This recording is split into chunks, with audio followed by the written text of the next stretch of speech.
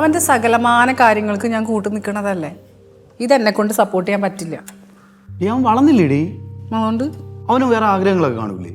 നീ എന്തോടി പറയുന്നത്? അവന് റാപ്പർ ആവണമെന്ന് പറഞ്ഞു. സകലമാന ഇൻസ്ട്രുമെന്റ്സ് വാങ്ങിച്ചതേ വീട്ടിൽ കൊണ്ടിട്ടിട്ടുണ്ട്. ഇനി സ്കൂട്ടർ വാങ്ങിച്ചു കൊടുക്കണം എന്ന് പറഞ്ഞു കഴിഞ്ഞാൽ അത് ചെറിയ പിള്ളേർ ഓടിക്കണം സ്കൂട്ടർ എന്നൊന്നും പറഞ്ഞിട്ട് കാര്യമില്ല.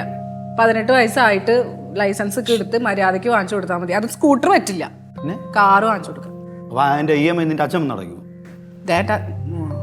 അതൊന്നും എനിക്കറിയില്ല. ബൈക്ക് എന്തായാലും സേഫ് അല്ല ഏട്ടാ, അത് ശരിയാവില്ല. എനിക്ക് ആകെ ഒറ്റ മോനേ ഉള്ളൂ.